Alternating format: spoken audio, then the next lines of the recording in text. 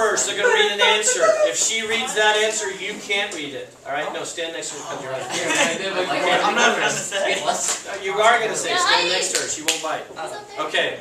So you're on the camera. Here we go. Heidi, first answer. Heidi? Yeah, like an ID card. Heidi. Jealousy? They're jealous all the time. Okay. Here we go.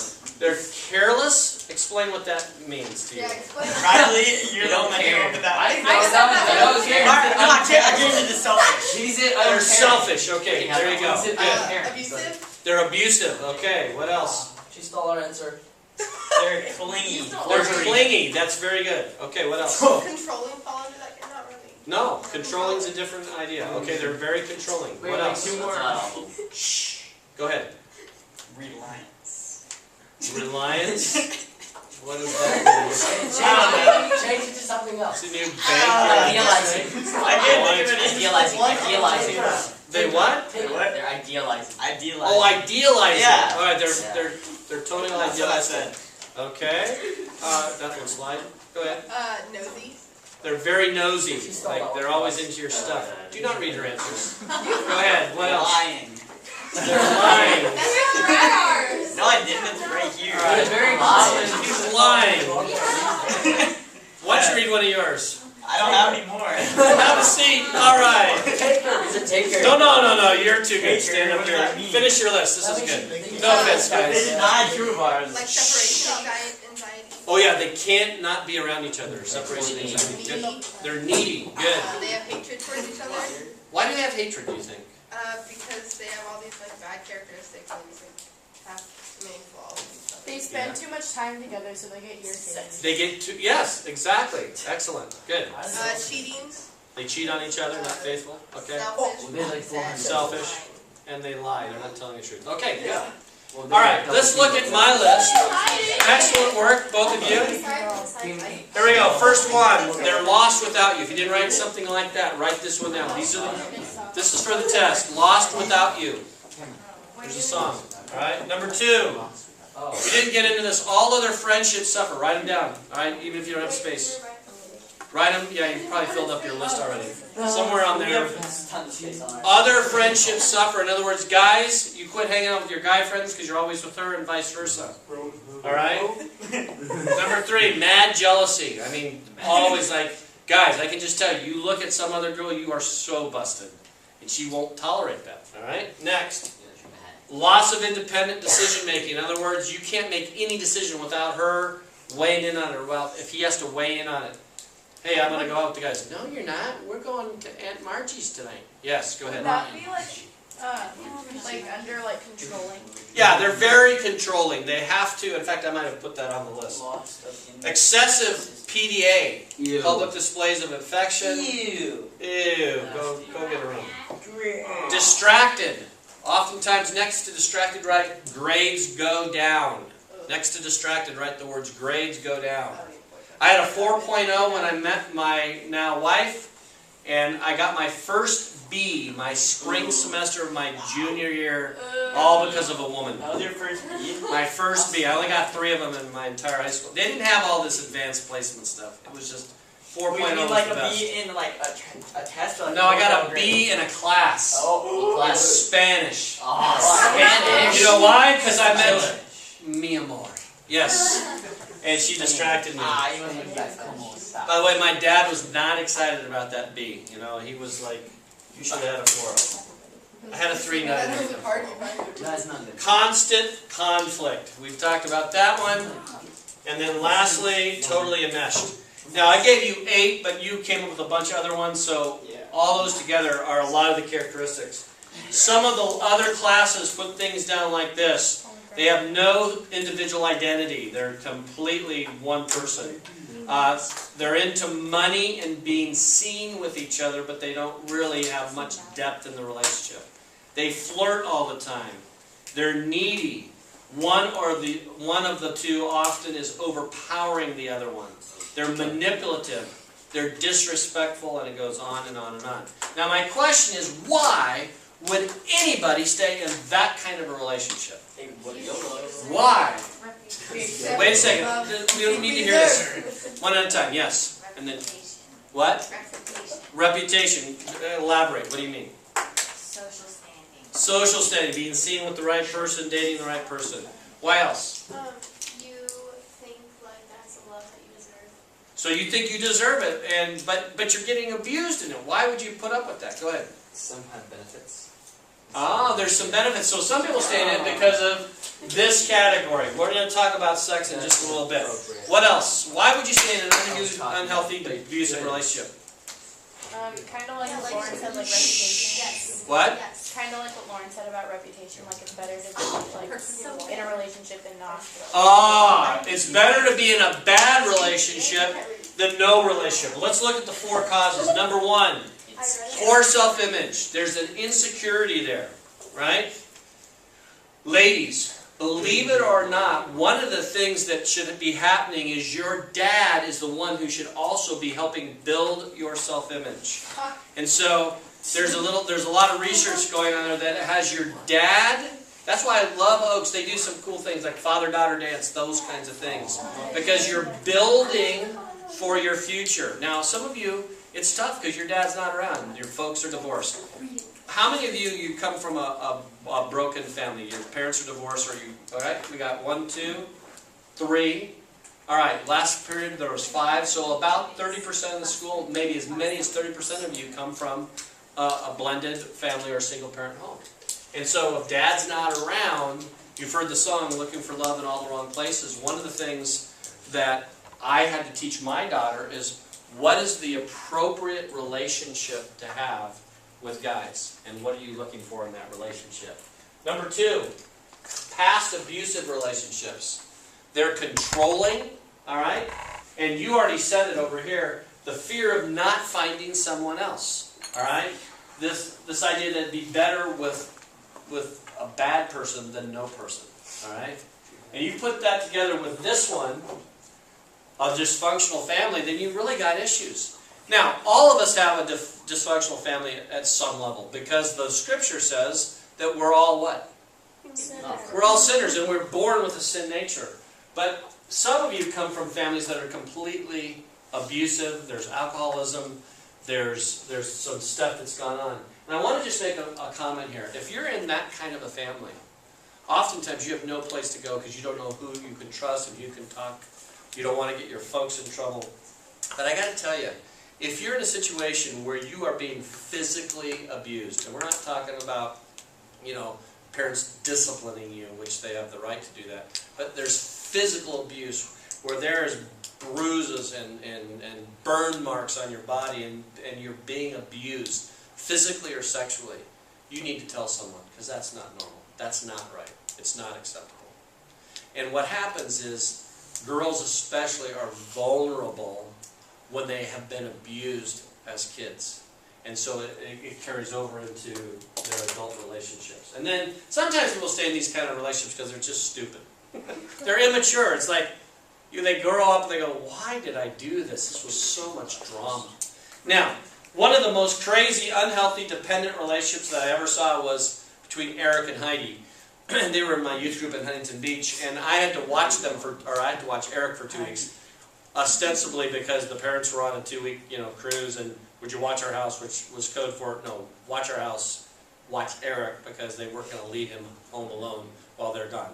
So he's a sophomore, I think, in high school at the time, and it was back before the days of texting and cell phones, so he is on the house phone 24/7. I get home, he's been on the phone since 4 o'clock. Dinner, he's still on the phone. After dinner, still on the phone. 8 o'clock, still on the phone. 10 o'clock, I'm going to bed. He's been on the phone for 6 hours.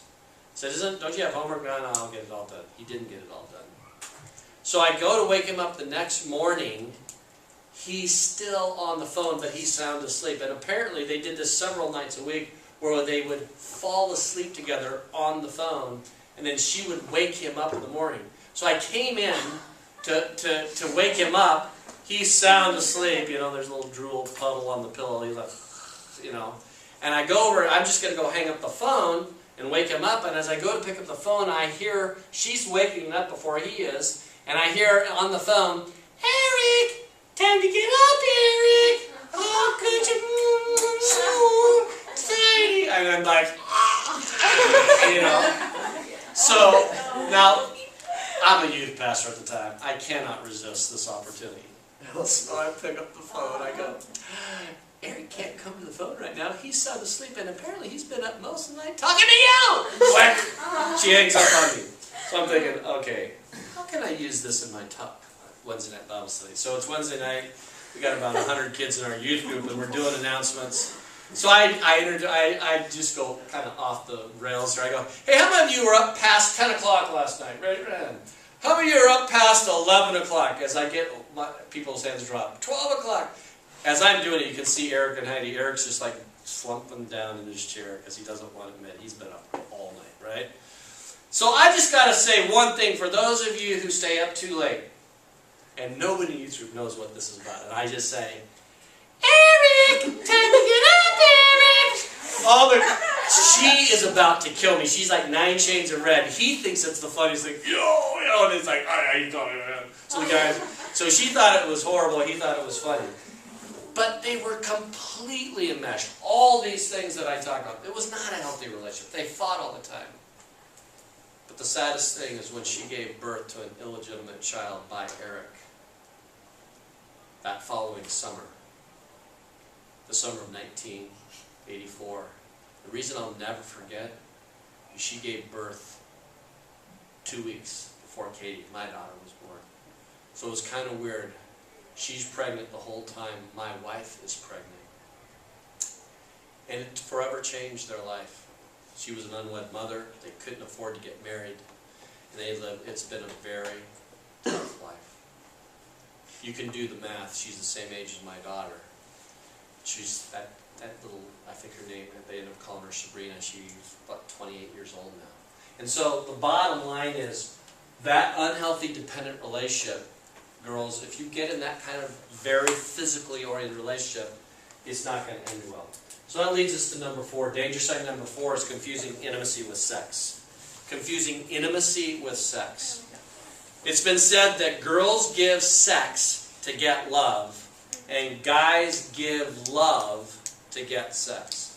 The thing is that that's not what you want. I'm just telling you, if you're fooling around, the bottom line is you're not seeing clearly everything that's going on in the relationship. Now, I've said this before. Sometimes you don't see what's going on because you're so physically involved. You see, here's what happens. If your parents have talked to you all about love, sex, dating, and that's not the order, by the way, it's supposed to go. Love, sex, dating. How about love, dating, engagement, marriage, then sex? But so often, we have kids right now doing this. They're hanging out and they are totally making out. So we call it friends with benefits. And the bottom line is, you've got to ask yourself, what am I saving for marriage? When you set your standards, what are the things that you think should be reserved for marriage? So give me the Christian answers. What should be saved for marriage? Go ahead, tell me. Sex. Now, is sex just intercourse? Is that the only thing that you save for marriage? No. There's one sex act called interact. Your whole hands. Interdigital resuscitation. All right. I just made that out. Interdigital resuscitation. That's hand holding there. All right. So you have sex. All right. What else do you want to save for marriage? What else should be saved for marriage? Huh? Like a baby. Making babies? Pregnant. Being pregnant. Okay. And you get pregnant because you do the D word. What's that? The D word? The dastardly deed? Intercourse. So this is sexual intercourse. Alright? Alright? Then you have oral sex. Then you have petting. What kinds of petting? Above the clothes and below the clothes. You go, unbelievable. Yes, above the waist and below the waist. Alright? So you have clothes and body parts. You say, ooh, you're seriously talking about this. Yeah, because who else does? I'm telling you, 95% of you, your dad never sat down with you and said, look it, honey, and I did this with my daughter, I did it with my son. These are all the things you want to save for marriage. Don't do that stuff. Because if you do that, it's going to cloud the relationship. In other words, you're not going to see the other person clearly because you're so fixated on the physical that you're not seeing what else is going on in the relationship. True or false? Have you ever seen someone who's in an unhealthy, sexualized relationship and she's just completely almost glass-eyed? She doesn't see that the guy's cheating on her. She doesn't see that the guy's a jerk to her. The guy isn't faithful to her. Have you ever seen anybody that's ever been in that kind of relationship? Raise your hand. Now the scary thing is you're raising your hand for somebody else, but I can tell you in every class there's a girl who raised her hand saying, I'm that person. I was such a fool. I cannot believe I stayed in that relationship. You see, when you're in that kind of relationship, this is what happens. I'll illustrate it for you. See this little square right here? Just this right here? You got 10 seconds. Count the number of F's. Go. Don't tell anybody. Count the number of F's. Wow, let's count. Just count the number of F's. Not these two, just in here. Okay, here we go. How many count 3 F's? Raise your hands. Very good. How many see 4 F's? How many see 5 F's? How many see 6 F's? How many see 7 F's? How many see 8 F's? You see, when you're in a sexualized relationship, you don't, I mean, there's obvious things you see in the relationship, but when you're in a sexual relationship, you don't see what's in front of your very eyes the whole time. For the camera, we'll go, ooh, 1, 2, 3. I saw that. I saw the 6. So the bottom line is, okay, when you're involved in all of this, you don't see the relationship clearly. It clouds the emotional relationship. Seriously, Ryan, my son-in-law, the only girl he's ever kissed is my daughter. How special does my daughter feel today, 6 years into marriage? Am I done again? Ugh. I didn't even get done. How much more time? Oh, we're done. All right. So the bottom line is this. Get to the ABCs of love. Back page. There's all kinds of good stuff here. What do we do? Okay, we're going to fill in 3 things here at the very end. Intimacy is based on 3 factors: commitment, communication, and companionship. Where do we see this? All right, on the back of the page. Under the danger side number 4, intimacy is based on 3 factors. See it right here? Yep. Right there? Commitment, communication, companionship. Now, let's wrap up tonight's study. We're going to study 1 Corinthians 13. What are the ABCs of real love? A, B, C, D, E. The last 5 points there. I, what? Begins with A. Accept. There you go. Write it down. I accept you just as you are. What's the B?